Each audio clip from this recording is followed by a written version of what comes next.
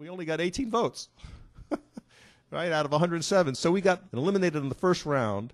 That worked out to about $4.4 million per vote because the Olympic Committee raised about $80 million. Now, in this time of need and deprivation, when people are losing their homes, what could we have done with that $80 million?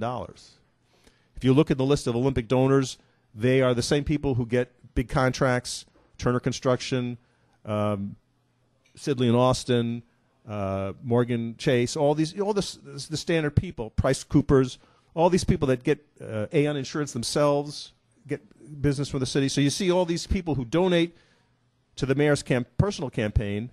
Pat Ryan gave the mayor over $100,000.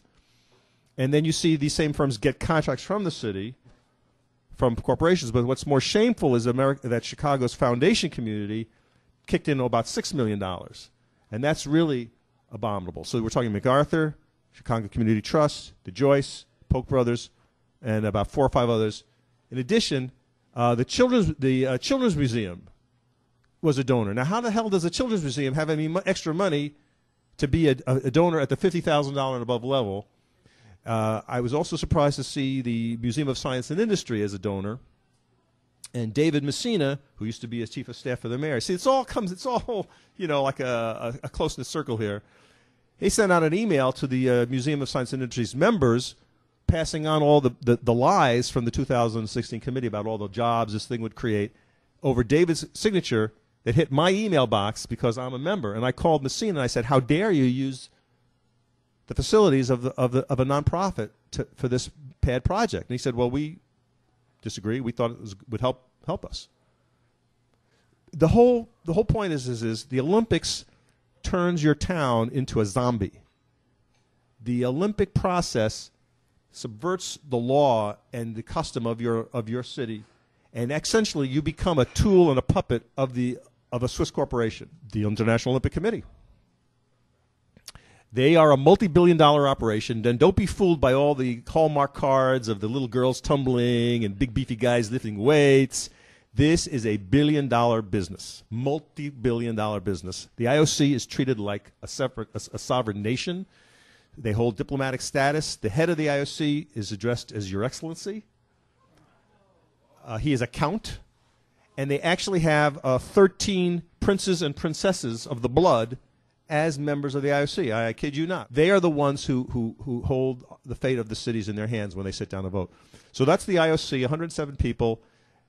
So back to this idea of messaging. We took on our goal as to influence an election where the electors were all around the planet. So the 107 members of the IOC are the voters. And the vote was going to be on October 2nd. And it was a majority rule vote. The first city that got 50% plus one would be the host of the Olympics. We basically felt our job was not so much to convince the city because we have no power. What's the point of trying to lobby the city council? And so they were in the mayor's pocket, and 49-0 was the ultimate vote. So our job was really not so much directed at the standard power holders here in the city. We tried to influence you guys, the general public, as much as possible. Went to about 75 forums and meetings. We went to every one of the forums that were held by this 2016 committee over the summer. So we were at every one of them. We got thrown out of them because we weren't allowed to bring in signs, even though they were held in public parks. So this is what I'm saying. The IOC takes over your city, and your laws and customs are completely abrogated.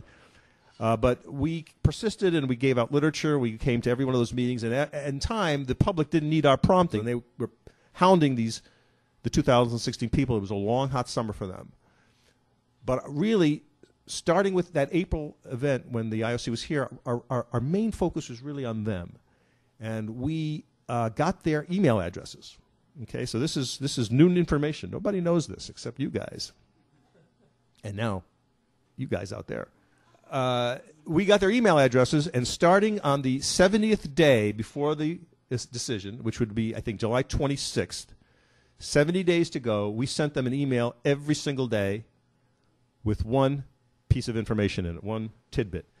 Now, Before this, we learned that on June 16th and 17th in Lausanne, Switzerland, the IOC was going to have this meeting where all 4 of the candidate cities were going to come and like pitch their stuff one more time because all the bids had been unsealed. The evaluation team had been to every city, so everybody knew everybody's stuff. So now here was a chance for like, I'll see you and raise you kind of thing. So we decided with just 4 weeks to go, on May 30th, at a meeting in my living room, we decided to go to Switzerland.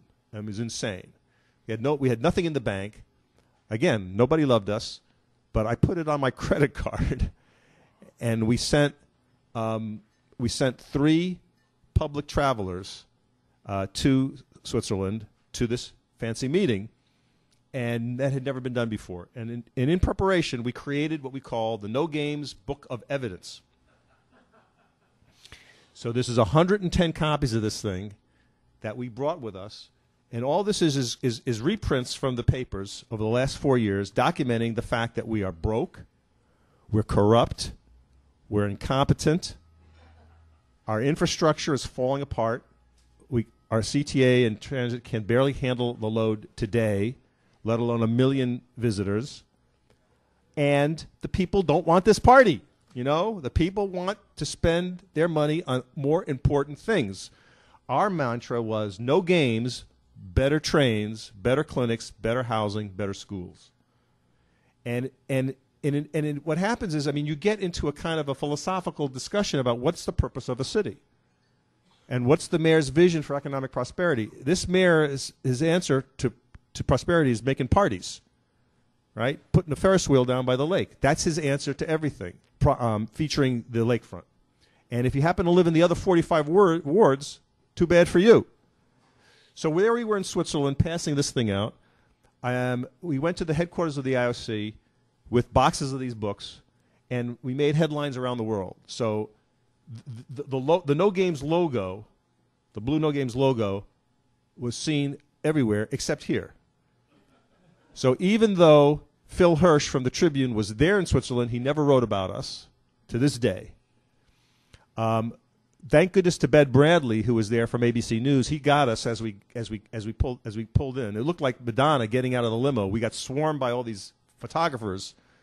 So we were there's actually like a news blackout as far as you guys were concerned. We were not in Switzerland, but people in Japan, Brazil, and Spain knew we were in Switzerland. So we delivered these books to the headquarters, and I met with the head of the IOC communications. He took the books like officially, like it was like a diplomatic thing, you know. He recognized us. And he did, in fact, transmit them to the IOC members. So we have independent confirmation from Time Magazine that the IOC members actually received this document. That's unbelievable. That has never happened before. Never in the 100-year history of the IOC has citizens gone from a candidate city saying, no, thank you. And our posture was, we are speaking for the citizens more than the mayor or the president is. They're out of touch with us. We later then went to Copenhagen, where we delivered more materials that just added to this stuff. And I'm going to give you all a souvenir of our time together. This is... What you have here is the graphics from the Chicago Tribune from September 8th, where it was revealed that the support for the Olympics dropped from 67% to 47%. So to the point of what did we have to do with the whole decision? We had this to do with it, because there was no other source for negative information on the games but for us. So we'll take some credit. Not all the credit, but we'll take some credit for depressing the support for the games below 50%. And we were told by a top Olympic insider that once the support for the games goes below 50%, your bid is cooked. Now, they didn't like our financing either, but this is a big deal. Now, we also made this into a postcard, and we mailed this to the IOC members in late September. And we also took this actual piece with us to Copenhagen and distributed it to the IOC. So that's what we did. In the end, we were a better messenger and better marketers than the IOC folks were, and we only did it for $10,000. That's how much we spent, not $80 million. So being right helps out, but being persistent is best.